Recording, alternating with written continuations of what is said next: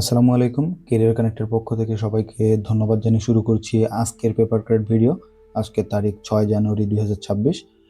আমরা খুব দ্রুতই দেখে নিব আজকের পেপার কাটটা। আমাদের প্রথম ইনফরমেশন হচ্ছে 2026 সালের বর্ষপণ্য কোনটি। প্রথমেই বলে নেই যে বর্ষপণ্য হচ্ছে বিষয়টা। বর্ষপণ্য হচ্ছে সরকার কর্তৃক একটা নির্দিষ্ট পণ্যের উপর এক্সট্রা ইফোর্ট দেয়া, এক্সট্রা প্রোগ্রাম করা, যেন ওই প্রোডাক্টটার সাপ্লাই বাড়ানো যায়, প্রোডাকশন বাড়ানো যায়, যেন ওখান থেকে বৈদেশিক মুদ্রা বেশি অর্জন করা যায়। তো 2026 সালের বর্ষপণ্য ছিল আমাদের পেপার ও প্যাকেজিং প্রোডাক্টস। এরপর হচ্ছে সম্প্রতি ওয়াইফাই কলিং প্রযুক্তি চালু করেছে কোন প্রতিষ্ঠান? এটা হচ্ছে গ্রামীণফোন। মানে হচ্ছে আপনি ওয়াইফাই ইউজ করে কল দিতে পারবেন, সেক্ষেত্রে সিমের টাকা কাটবে না, যদিও সেটা নির্দিষ্ট ডিভাইসের জন্য তারা করেছে। এরপর হচ্ছে গুম কমিশনের প্রতিবেদন অনুযায়ী এখনো নিখোঁজ 251 জন।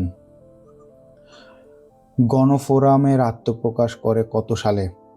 1992 সালে।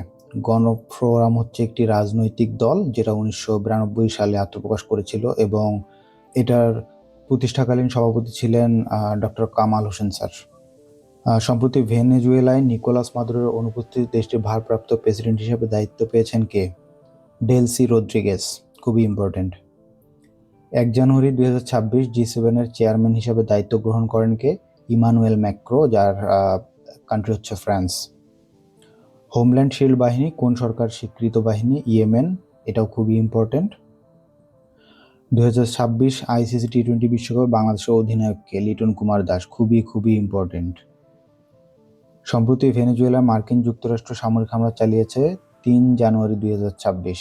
তারিখ অতটা বেশি আসে না এখন জব এক্সামে, স্ট্যান্ডার্ড কোশ্চেন হয়, তারপরে জেনে রাখা ভালো আর কি।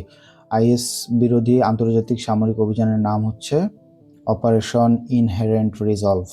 খুবই খুবই ইম্পর্ট্যান্ট। তো এই পর্যন্তই। সাবস্ক্রাইব করবেন। আপনার যদি পেপার পড়তে ভালো না লাগে তো আশা করি যে আমাদের প্রত্যেক দিনের যে পেপার কাটগুলো আছে এগুলো যদি আপনি দেখেন, এতেই আপনার হয়ে যাওয়ার কথা ম্যাক্সিমাম। ধন্যবাদ সবাইকে, সাবস্ক্রাইব করবেন।